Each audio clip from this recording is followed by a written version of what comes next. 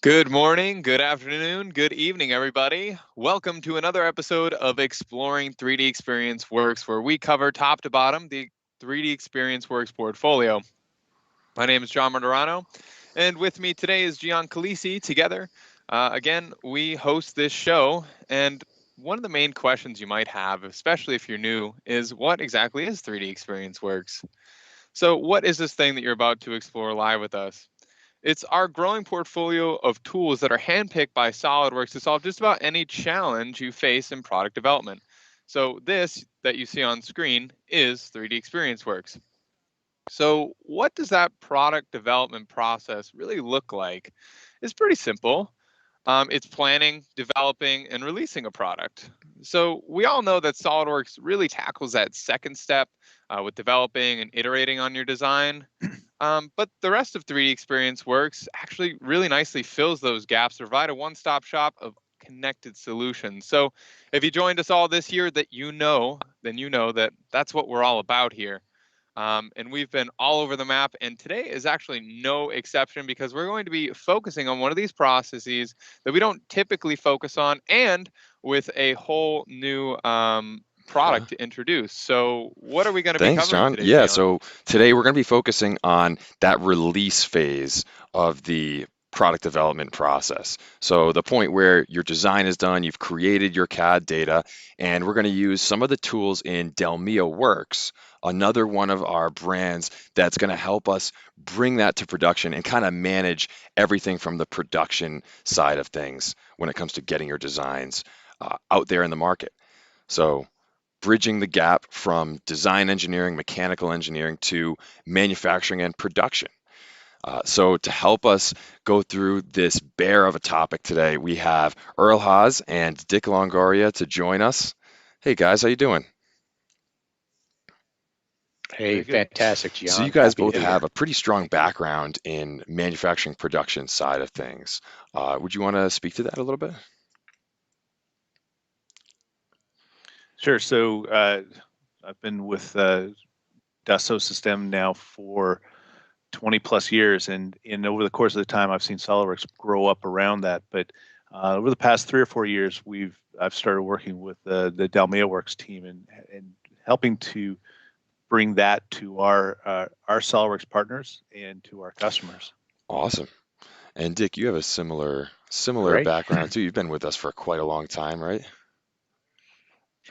Oh, a long time, Gian. I've been around SolidWorks since it was first released back in November of '95, and experience before there. So I've had the opportunity to see the 2D to 3D transition, and now we're watching that next phase of evolution with real-time information. The Internet of Things. So a lot of cool technology that we're all getting a chance to experience and witness. Great. So today, I know that we're kind of thinking about things from the production side of things, pivoting from some of our previous sessions where we focus more on SolidWorks, SolidWorks products, and the design process. So today, we're focusing more on the shift to a manufacturing engineer, a production engineer, kind of picking up on that. Earl, could you tell us a little bit about what are the next steps, at a high level from, your CAD design is done to now you want to get everything out on the market? Right, right. Of course, as an engineer, designer, you're designing the products, but at some point you have to fabricate that and ship it off to the customer. So that's where today we're going to look at how we can go from the design side of things into the platform through to production, and how all of we go from engineering to production and planning and actually shipping product off to customers today. Awesome. So I think that we did a survey kind of recently, right? Kind of figuring out where different businesses are in transforming digitally, right? Yeah, earlier this year, Dassault System and Industry Week worked together to create a survey for manufacturers. And of the folks that responded, most of those folks were uh, at operations that were inside of a $50 million operations businesses. And most of those people were talking about how they were looking to go through a digital transformation, and over the course of the past couple of years, it's really accentuated the notion of going from something that's purely on-site to something that's more of a transformation into a digital environment. And most of what they were looking for is content that gives them access and to their information on the shop floor. So what kind of production is going on? What kind of cycle times do they have? What's their yield? What's their inventory levels? All this information that's out on the shop floor, they need to be able to capture that back to be able to analyze that.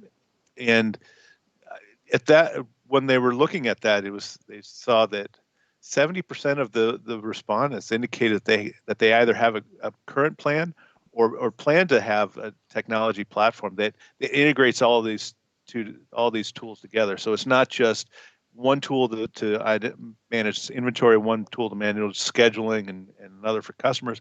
Let's bring it all together into a single solution. And so that gives us a notion about what is the factory of the future. We see that there are 5 key pillars to that factory of the future. What is operational visibility, real-time analytics, model-based manufacturing, connected enterprise, and value network optimization. So how do we bring each of those together in the overall solution? And so DELMIAWorks and SolidWorks and 3D Experience all play factors into this factory of the future. DELMIAWorks gives us the tools for insight onto the shop floor. We can see what kind of real-time data is out there to be able to analyze that information. The 3D Experience platforms brings together our CAD tools and our manufacturing tools of SolidWorks and DELMIAWorks to enable us to work together. And then there are other tools within 3D Experience that allows us to go into programming our machines, managing our business, as well as even go down the path of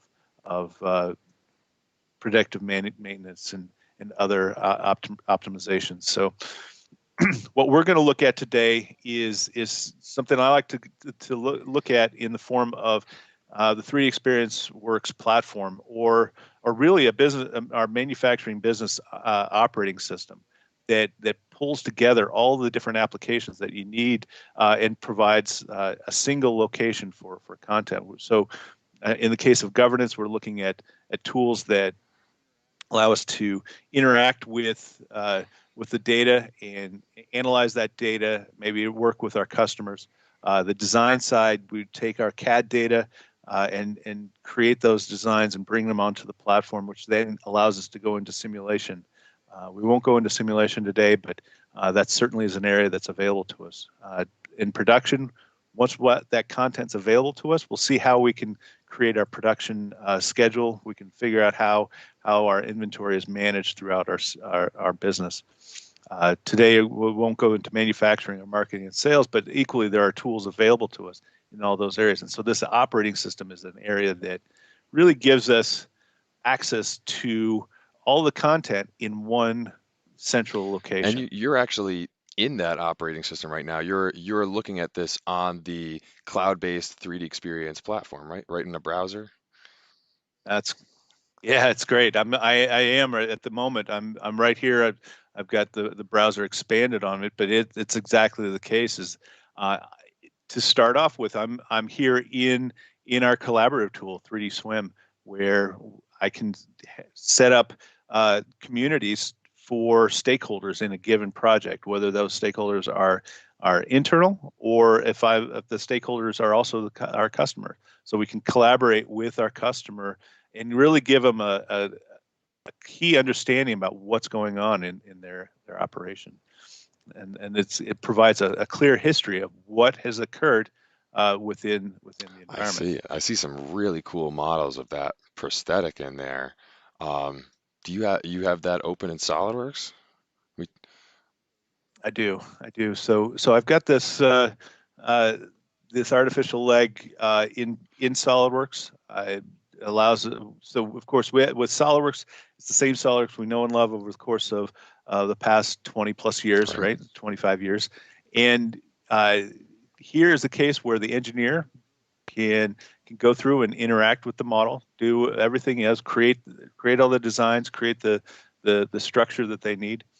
But what we have on the right here is the collaborative designer for SolidWorks, which allows us to manage the revisions of that model as it goes through the design cycles. So you have access to that, whether it be regardless of the model. So that right-hand panel, that's your gateway to the 3D Experience platform right in the SolidWorks interface, right? Exactly. It's giving us information about what the state is of all the components throughout their cycle. What kind of revisions am I in? If I've reserved that model to start making changes to it, when I unreserve it, I can put it back out there. If I want to create new revisions, a new variation of that model, this is where I have the tools that gives me the ability as the engineer to keep track of where I am with the design cycle. And it's all being stored upon the 3D Experience platform. Right. Awesome. So you got a lot going on in this model. I think there was another model we were looking at before too, right? There's another one that we might take a look at. Yeah. This Awesome. motorcycle. This Oh, one's a yeah. lot of fun. I mean, what's not fun about a motorcycle, right? This one's an interesting one in that the designer has chosen to keep it to be a fairly flat assembly tree, and we'll see how that plays out as we move forward. But perhaps the engineer decided that he needed to be able to do some motion analysis, maybe as other simulations that were best suited in this context, or he simply just threw it all together as in a single level assembly tree. So we'll see how that plays out over the course of the Right. day. So what is it like, kind of seeing this on the 3D Experience platform now as we start to transition to like what a manufacturing engineer might do with this data? Right. So again, back on the platform here, again, I've saved content over onto the swim community. I can capture that information. As a non-engineer, I can interact with the model. I have access to the whole tree and all the data that's associated with it. So that information is available to me because the collaborative designer is saving that the revisions up to the platform. And so if I go over if I switch hats now over to production as a production engineer or manufacturing engineer, now I can look at this same model in manufacturing items management. Now this guy gives me the tools to interact with this motorcycle, and I see the same assembly tree in the context of manufacturing items management. But as a manufacturer, I'm not necessarily going to lay out all of the parts on my workbench and start assembling this motorcycle. I'm clearly going to make different sub-assemblies before I assemble the next process of the motorcycle. And so what manufacturing items management does is it allows me to do just that. So in this case, I have created a subassembly of the front end of this motorcycle. So I'm starting to build up the different sections. So maybe I assemble the front brake calipers, assemble the spindle, assemble the front wheel assembly at different operations during the course of fabrication before I have that full front end assembly in place. Once I have that, then I could look to build up the rear end, maybe the exhaust, whatever it makes sense. And so could you speak a little bit more about kind of how like a designer or an engineer might design something one way, and have like a tree. They design their tree one way, whereas it has to be different for the manufacturing bill of materials versus the engineering one, right? Yeah, yeah, exactly. So what I have here is the engineer has built up this assembly, and without necessarily worrying about what the manufacturing process is. That gives them the freedom of actually doing the design, the analysis that they need to. And on the manufacturing side now, I have the ability to decide. And once I'm on the manufacturing side, now I can go ahead and start to develop what's uh, in that assembly. And so, in the case of this front wheel, then I've got a handful of components that represent that particular section. Now, as a manufacturing process, maybe I also need to add in paint, or I need to add in oil or lubricants or other operations. Maybe there's packaging that's involved. Those kinds of things I can add in to this manufacturing bill of materials that's not relevant to the design of that motorcycle. Understood. Understood. Okay. So sounds like we brought our data, our CAD data up to the 3D Experience platform. We brought it into the cloud, and now as a manufacturing engineer, you can kind of separate it out, create the manufacturing BOM from your engineering BOM. What would you say is probably the next step here, Earl? Yeah, actually, before we go down that path, one area that's kind of cool about what we're seeing here, we actually have these BI data analytics that are coming up for me as the manufacturing engineer. I can identify where I am in the process. So thus far, any of these gray items, there's actually an associated component in the manufacturing BOM. But all these orange ones indicate that I have yet to set up a link back to the NBOM. And so this gives me a cue as the engineer the manufacturing engineer to know what I've done and what I haven't done, and what work I still have left to do for my setup. So this gives me some visual cues, and if the revision of the engineering side, the design side changes, I'll know that that's out of date when my green changes to other colors. So I get some feedback as to what's going on, and I know where I am in the process. Right. So. And that would be real time, Earl. Like if I was Cool. the engineer and I made a new revision, you would see that. Yeah, I see. correct. Correct. The system will give me that because it's all data. These items reside within the 3D Experience platform. That's All right. right. So So yeah. So you started to say let's what's yeah, what's getting a the little next ahead of step? myself, And, but yeah. so you got a little ahead of yourself there. That's all good. So hey, I'm going to come back to this calf, the calf, just a subassembly of that leg, and to give you a different example, we'll track how that goes into production at this point, just for a little simplification. But so I've got again another flat assembly. Maybe I assemble one side at one work center. I'll assemble the other side at another work center, and then in a third work center, I'll assemble all three of them to the whole setup to create the final calf. And so in manufacturing items management, I've done just that. I've created one subassembly. I've created another subassembly that represents that information. So now I can start to plan against that process and develop its actual manufacturing steps.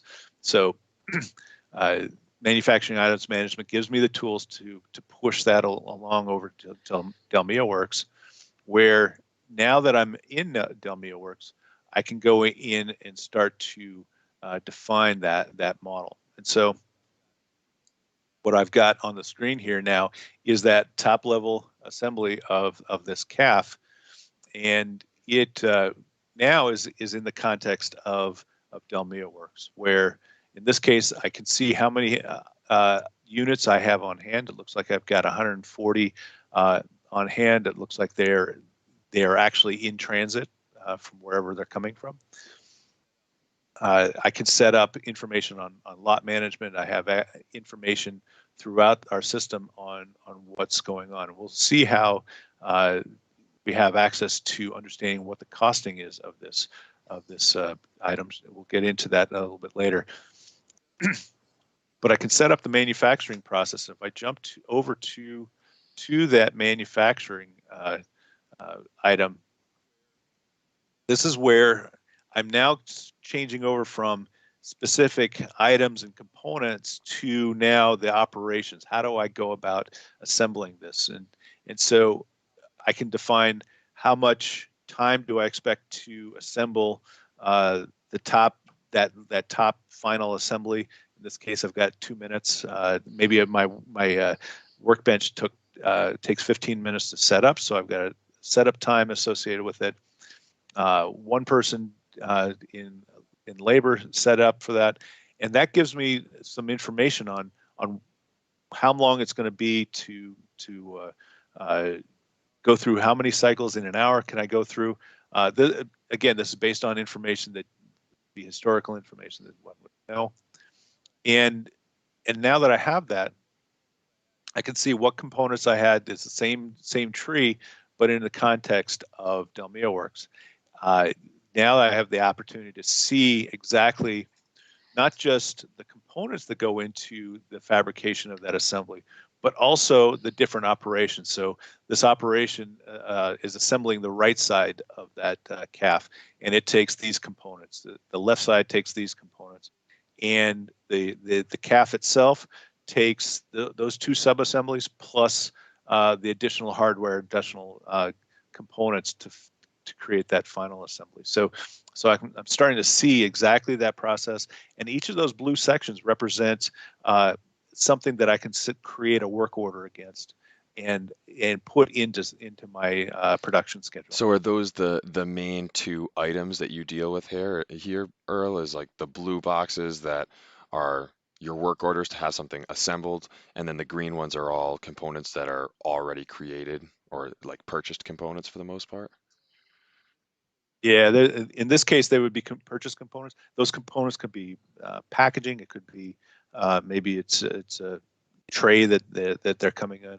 But to be sure, if I look at the left side panel of that leg there, naturally that's going to go through a number of different operations. It's going to go from a sheet stock, maybe a laser cut, maybe it's you go through a bending operation, some milling, anodization, some final etching, those kinds of things. You'll go through these operations, and so that left panel may actually have a number of blue panels by the time I go through the actual process of developing this. But what that does is it gives me the opportunity to put into schedule each of those operations and know when they're going to be completed. I see. So this is where you can define those and understand, how it's going to go.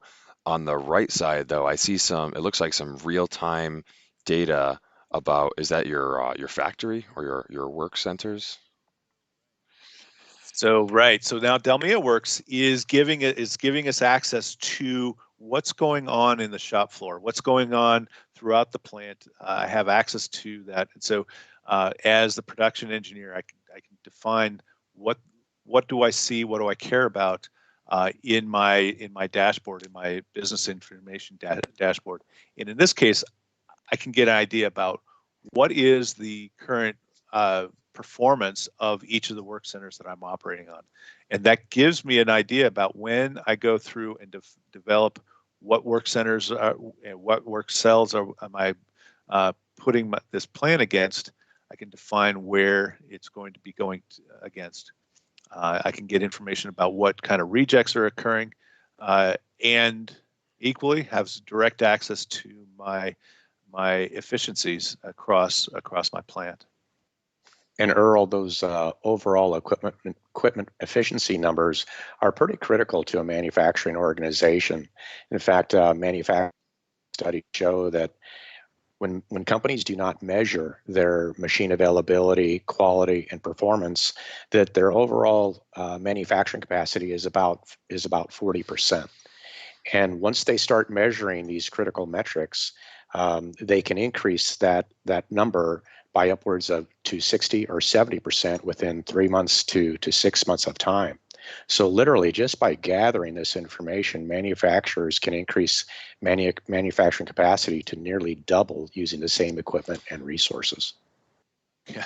So I guess I'm somewhere in between that 40 to 60, 70% at this point. I have to work on that. But I mean, I've got a lot of different work centers out here. A lot of them, you can see, a lot of it's down, and so that's probably bringing my information down. But you're right. We have access to that information. We're going to be capturing that information when we get into scheduling and production here shortly. Yeah, so that's crazy to hear that it can really double your capacity just by monitoring. But I guess it just goes to show knowledge. Yeah, Very knowledge quickly, too. knowledge is power, right? The more you know.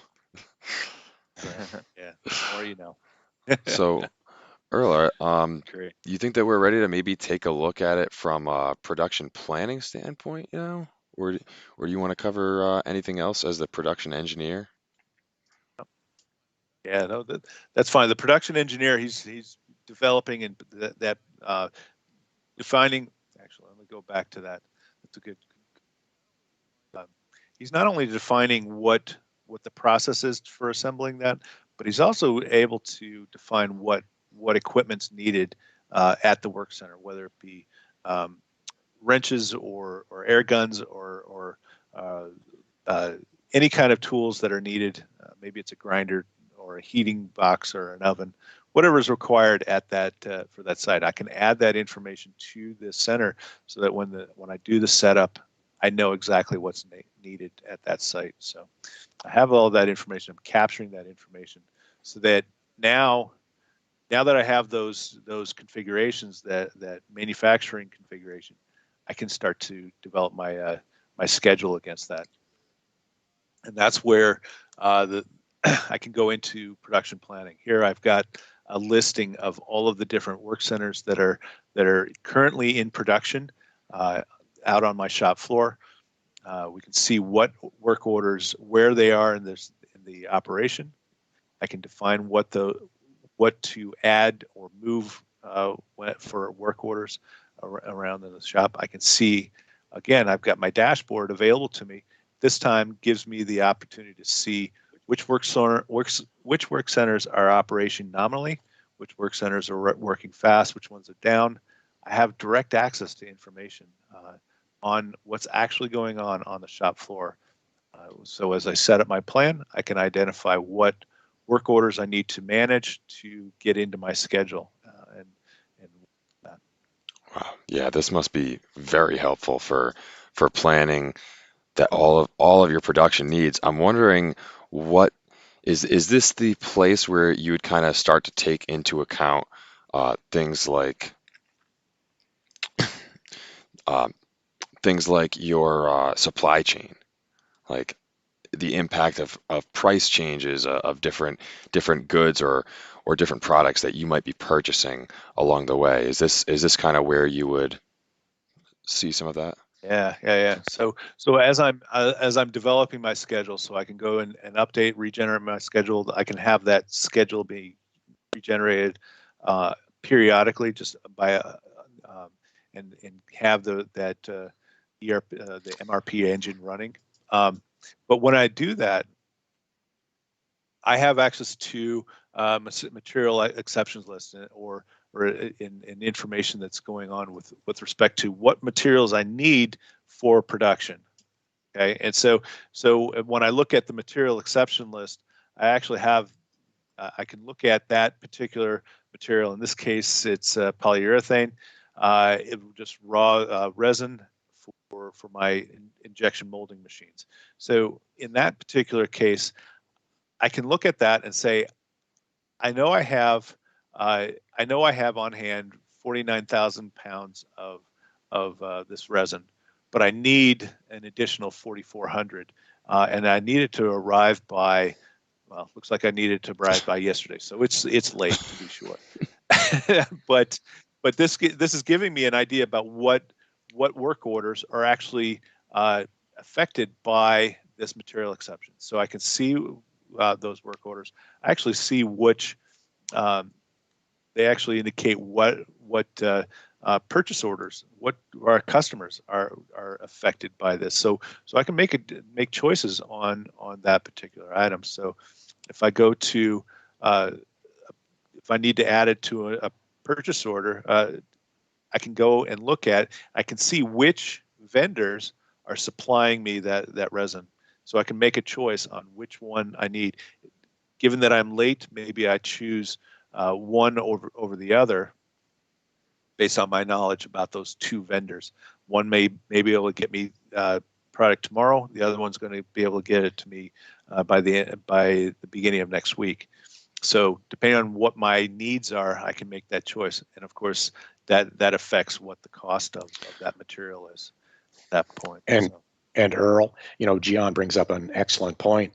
There's been certainly been supply chain challenges, and we recently visited a customer who talked about multiple price increases just within the last few months. Would any quotes or that might be outstanding to customers, would those reflect any kind of price changes as well?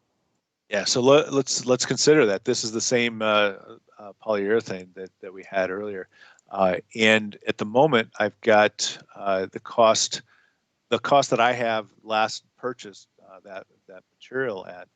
But if I go in and calculate the cost, I can actually identify what the future cost is going to be.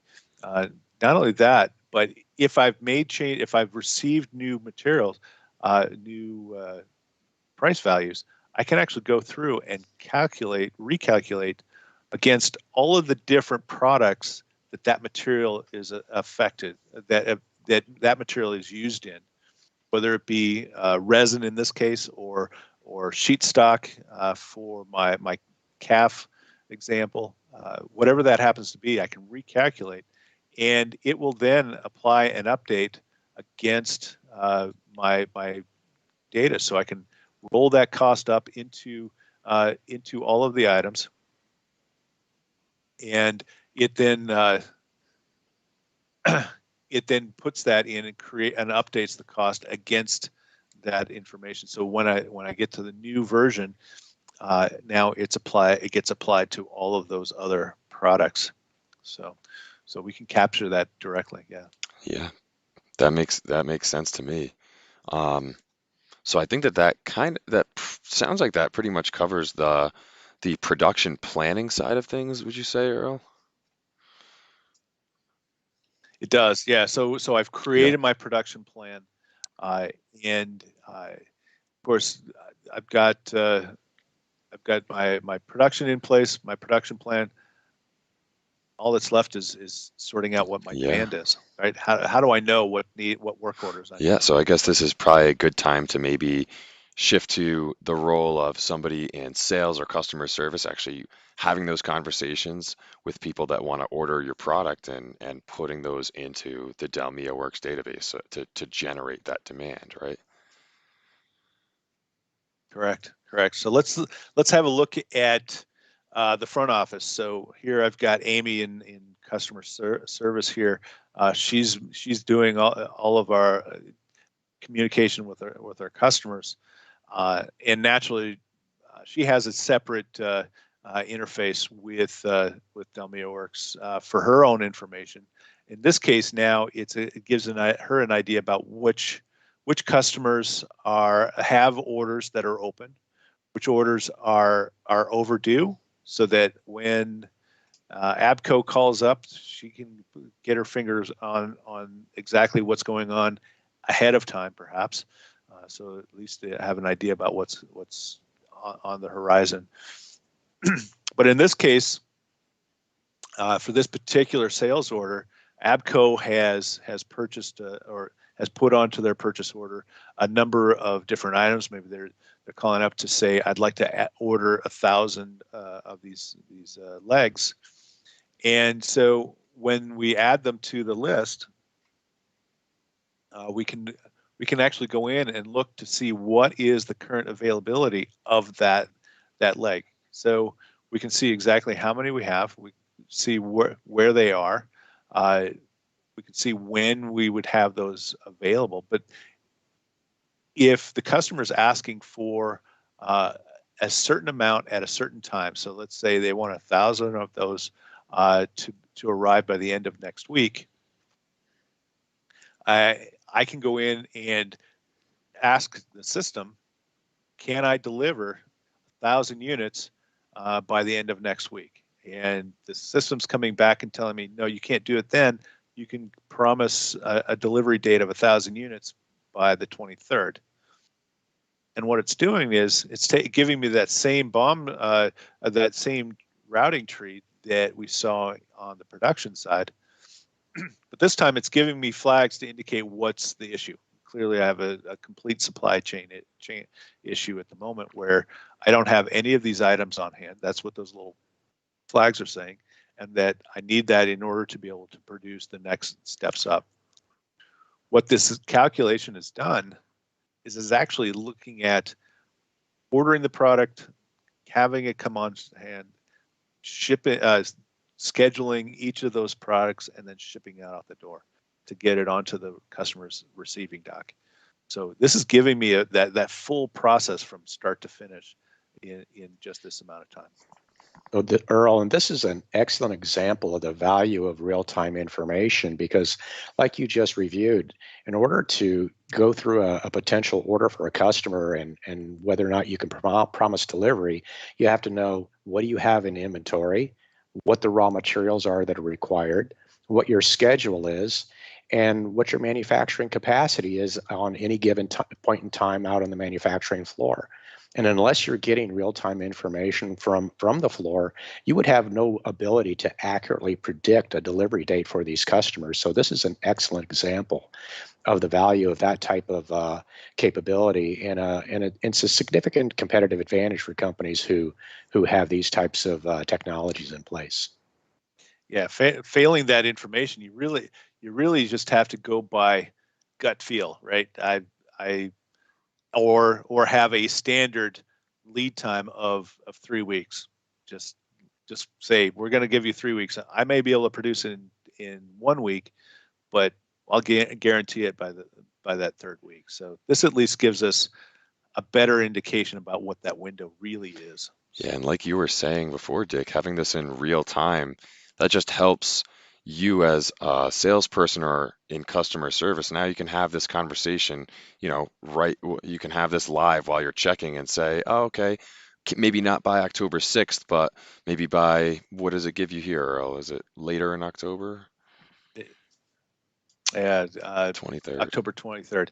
So that's giving me for 1,000 units. I could go back. Let me go back to that sales order, and DELMIAWorks gives us the opportunity to not just deliver all 1,000 units at once, but perhaps we want to do it in releases. So I can give you 100 next week, and 100 the following week, and 100 the following week after that. And so it can. That will generate now, instead of one big work order of 1,000, now I can create multiple 100 unit work orders that are easily more manageable for production. So this is where that production work order starts to come into play. Well, that sure beats the option of having to run out into the warehouse on the shelf, doesn't it? It does. Amy doesn't have to say, "Wait, let me get back to you in an hour to find out if I can deliver it and see what production is all about." So, right, she has direct access to this information. Right. So I think that just about covers kind of the order management side, right? Was there anything left to show here, Earl, on that side of things? Yeah. Not from the sales order. I mean, we can go down a lot of different paths if we wanted to, from shipping to receiving and even finance management. What I did bring up here is what is the view of an operator on the shop floor, right? So we've been talking about digital content, digital transformation, and capturing data real time and so on. But how does that fit in at the shop floor, right? So the data's got to come from somewhere, and this is where Joan at the work center can indicate to us that she's made X number of these calves in a given production cycle. So she can go through and say, or click on open the floor disposition and indicate that she has made 100 units. And when she makes 100 units, the system will disposition all the incoming inventory items, whether it be raw material or otherwise, and turn that into, in the system, completed product. Now, if there was any items that were rejects, she can indicate exactly how many of those occurred as well. In this particular case, we're looking at a machine that's got a 10 to 12 cycle, 10 to 12 second cycle, and so every time that cycle occurs, a real-time processing unit will trigger that says, "I've created another cycle," which has how X number of components that gets created. If we're talking injection molding, maybe I'm creating 5 or 6 parts at once. So I can figure out exactly how many components are being created at every cycle. So, and we can see exactly what's going on. Now, if it's an assembled unit, maybe it goes through a light counter, some kind of a counter that goes between work centers. But the idea is you have access to this information, and that information being captured at the work center goes straight up to all of these dashboards that we're seeing here, and the data gets pulled in directly real time.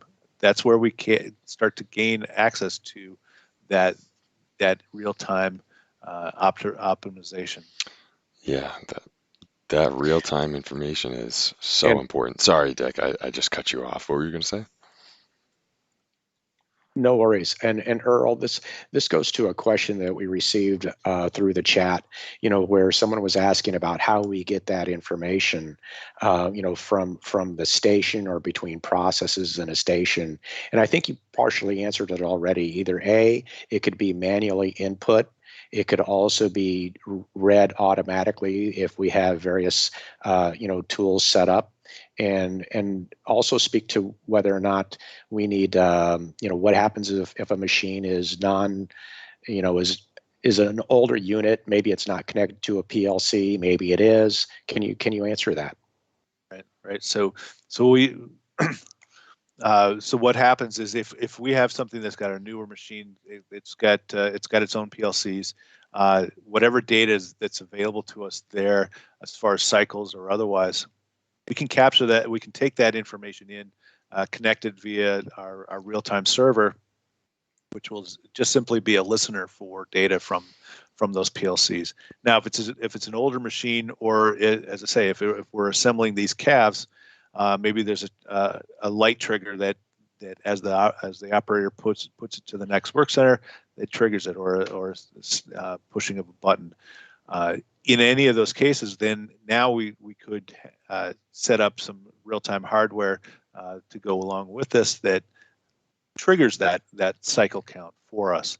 So it's just a little bit of extra hardware that goes on at these work centers that captures this data live for us. So we can help with setting up that information for the system.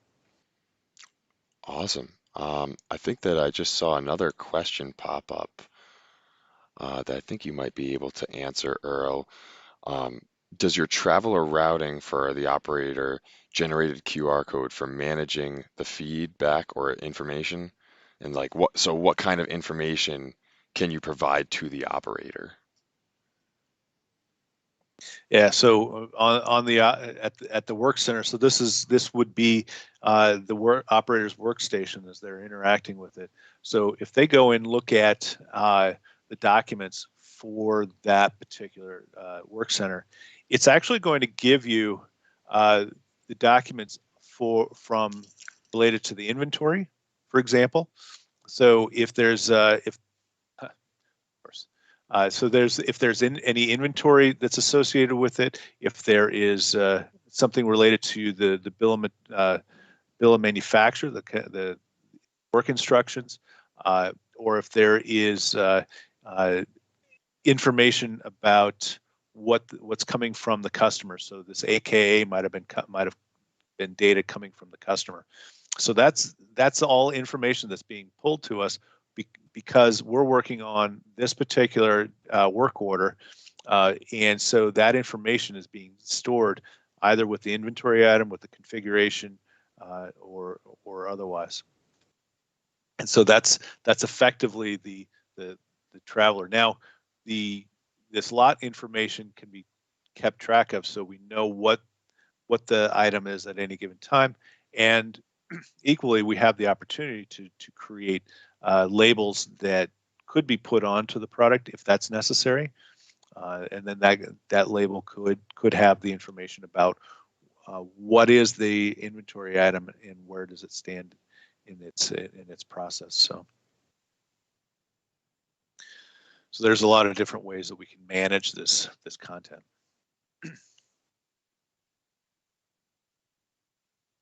That's a good question there. Gian, I think you're on mute. Yep, always happens at least once, and for some reason it keeps being me. But there you go. Yeah, it definitely sounds like this system really helps bring the right information to the right people. You know, depending on who you are as an operator, you have all of these options. So it definitely seems very versatile and user specific, which is helpful to kind of all those different people that would get their hands on DELMIAWorks. Yeah, depending on your role, you'll have access. You would have an access into specific information.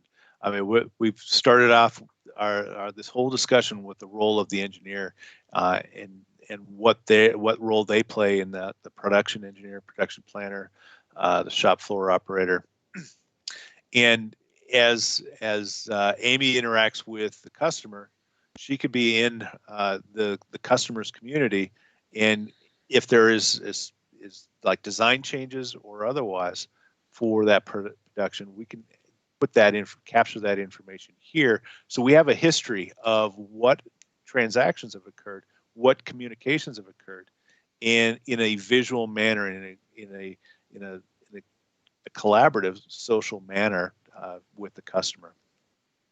And Earl, I think that's another key point, is that historically the way that companies might keep track of this information is through emails, and emails get lost, or if you have to have a customer's approval, trying to find that email might be difficult or impossible. Here everybody has access and everybody has real-time information at their fingertips.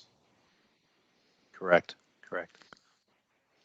That brings us right back to that. At the end of the day, we're talking about 3D Experience Platform as an operating system, as the tool of our manufacturing business, right? So we have everything goes through the central system of 3D Experience Works, and depending on what role you are, whether you're in production or design or simulation or otherwise, we have tools that give us access to the data that makes sense in our space. And if your company's not ready for one tool or another, then that's fair. But just like any application on your desktop, you can always add on that functionality. And now you have access to it and interact with those same files in the context of whatever tool it is. Which is why I say I believe this is your operating system for your business. Yeah, it's that single source of truth that everyone can get a specialized tool that still all connects to. So just to give a quick recap of everything we just saw, and stop me and add anything if I miss it, Earl, but we started with the swim communities, kind of the central hub of collaboration in the 3D Experience platform. Correct. And then we switched to the design engineer or mechanical engineer in SolidWorks creating that CAD data. And they finish it off by sending the CAD data with the engineering bill of materials to the manufacturing engineer that would then translate that into the manufacturing bill of materials. Okay. And correct. Yeah, sorry, go ahead. Yeah, and then once they have that manufacturing bill of materials, now we can start to actually create our production plan. We can create demand, define what inventory we need from our vendors, go through production, put it on the schedule, and get it shipped off to our Right. And we're still customers. collecting all of that real-time information so we can give accurate lead times to people that want to purchase something from us. We can manage our supply chain and everything on the back end that we need to do. All that real-time information all in one place, it definitely makes an incredible difference in the way you can operate your business from a production side of things. Uh, any final questions or thoughts or comments you guys want to add, Earl and Dick? I checked the question log. I think we're all clear right now, Awesome. Gian. Awesome. Well, thank you guys so much for joining us. This has been very, very enlightening. I don't think that I've seen such a high level view of what DELMIAWorks really is so far, and I think that I really am starting to get a good understanding of this now. Um, so with that, John, you want to take us home? Yeah. Sounds good. Yeah. Thanks, Dick. Thanks, Earl, for joining us. That's all for today, and everybody in the chat. And thanks for participating. And hope you enjoyed it. If you're interested in learning more about DELMIAWorks, we do have a link in the description. As always, special shout out to Sarah Zuckerman for helping us communicate with you through the chat. She's in the back, behind the scenes, making sure everything runs smoothly. And you're definitely going to want to check out our next session on October 14th, where we have Sashi Sithambram. He's going to be joining us. He's our simulation expert, and we're going to be covering some cloud-based simulation workflows. So you'll definitely want to check that out. Hope to see you then. And until then, have a great day, everybody.